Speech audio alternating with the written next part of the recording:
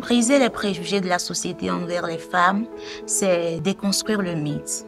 C'est affranchir les normes, les croyances, les opinions qui sexuent la femme, qui discriminent la femme et surtout qui montrent d'une manière ou d'une autre la femme incapable de faire quoi que ce soit et de rêver grand.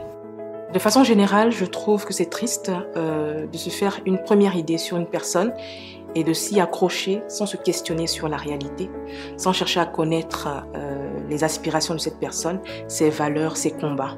Je crois que c'est une ignorance de ne pas donner la chance à ces femmes d'exercer le même métier que nous.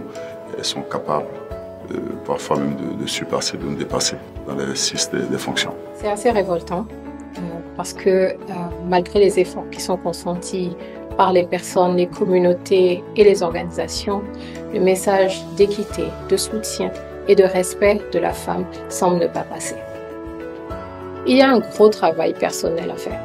Pour moi, le premier, c'est de se réconcilier avec son identité, de savoir que être une femme, ce n'est pas être un sous-homme. La deuxième chose, c'est qu'il faut s'informer. Il faut s'informer sur les défis et les challenges de notre environnement pour pouvoir apporter des idées novatrices et aussi partager nos idées. L'autre élément qui est important selon moi, c'est la formation. Il faut se former parce qu'à ce moment, on est capable d'agir, on est capable d'apporter des solutions aux différents défis que nous avons au quotidien. Pour briser les barrières, je m'inscris dans la logique d'une équité responsable qui consiste en trois choses. Première chose, éliminer les biais de sélection.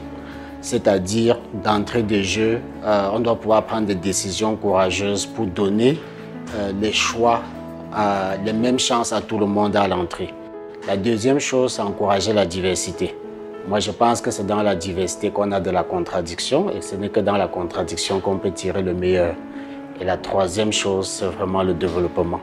Tout le monde n'est pas exposé au même niveau de développement et par conséquent, il faut mettre un cadre pour développer des personnes qui ont été exclues de par ces préjugés. Les préjugés tuent les performances. Il est important que l'entreprise valorise les performances, valorise les talents, qu'ils soient portés par un homme, une femme, une personne qui présente un handicap. Le plus important, c'est que la personne puisse délivrer un travail de qualité. Horizon 2025, on doit se rapprocher d'un ratio 50-50 dans les instances de prise de décision. Et nous, au niveau local, je pense que notre responsabilité première, c'est de pouvoir amener l'entreprise dans cette direction. La meilleure réponse à apporter, c'est donc de croire en elle, s'autodiscipliner et agir. Alors, j'encourage toutes les femmes du monde à ne jamais baisser les bras, à continuer à se battre et le meilleur reste à venir. À toutes les femmes du monde, vous qui avez déjà des valeurs sûres, continuez à montrer le chemin parce que ce sont les femmes fortes qui inspirent les filles et ce sont les filles fortes qui deviennent des femmes fortes.